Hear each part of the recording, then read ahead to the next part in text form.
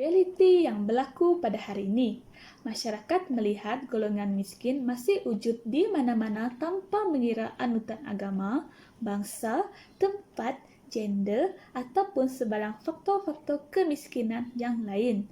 Manakala kemiskinan pula seringkali diterjemahkan sebagai satu keadaan seseorang yang mengalami kekurangan, keperitan, kesusahan, kepayahan dan segala penderitaan yang dialami oleh golongan miskin.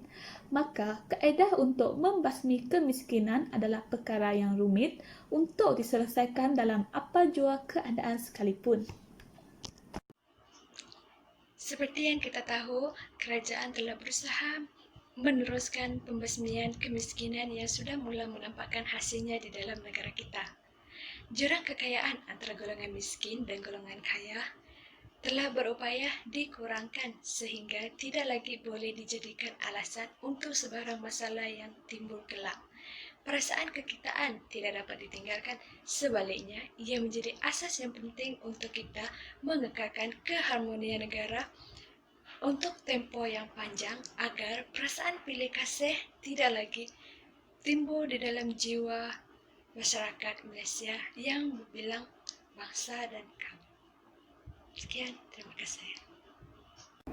Seperti bekas Perdana Menteri kita sebelum ini, Tun Dr. Mahathir pernah berkata bahawa wawasan kemakmuran bersama perlu ada untuk memastikan pembangunan masa depan Malaysia dan mengurangkan perbezaan antara golongan kaya dan miskin serta memperkukuhkan kesejahteraan sosial dan modal insan.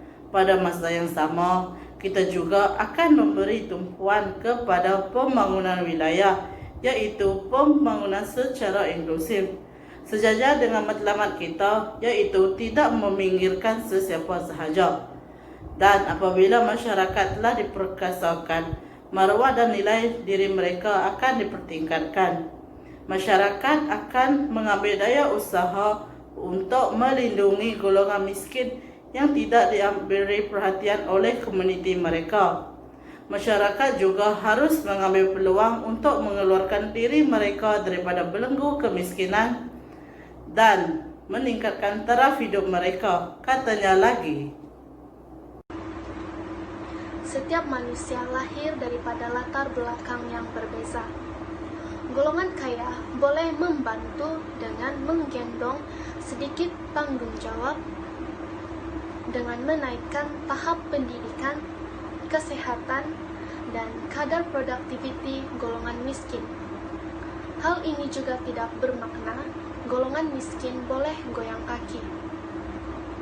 Peluang sudah diberikan dan tiba masanya mereka menggunakannya.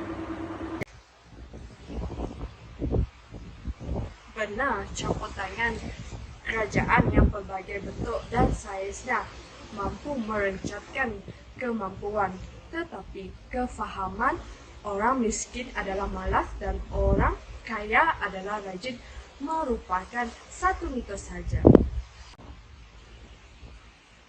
Untuk menjadi sebuah negara yang lebih baik, kita haruslah meningkatkan produktiviti dengan menggalakkan golongan orang miskin bekerja di alam pekerjaan, di kedai makan, di pejabat, maupun di mana-mana jua. Mereka juga berpeluang untuk menikmati kesenangan dalam hidup.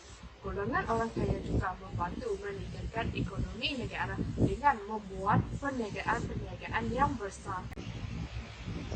Jika tidak, negara kita tidak akan berkembang seperti negara Jepun, Korea, Vietnam dan banyak lagi, kerana kita asyik berfikiran bahawa golongan orang miskin merupakan orang yang malas, sedangkan kita tidak pernah menggalakkan mereka untuk bekerja di pelbagai tempat pekerjaan di negara ini.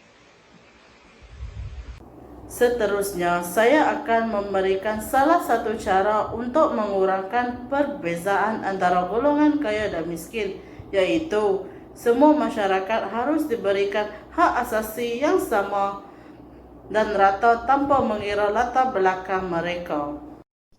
Jangan menindas orang yang lemah. Penindasan antara golongan miskin dan golongan kaya tidak perlu dilakukan di dalam negara kita bagi menjamin keharmonian hidup rakyat Malaysia. Sebaliknya, satu usaha gigi daripada semua pihak akan membantu menghapuskan penindasan golongan kaya dan golongan miskin.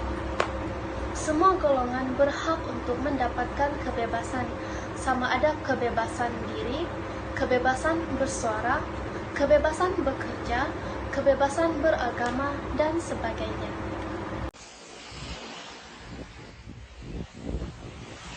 Hubungan yang baik dalam kalangan masyarakat iaitu dengan mempunyai sifat yang menghormati dan bertanggungjawab. Sekian, terima kasih.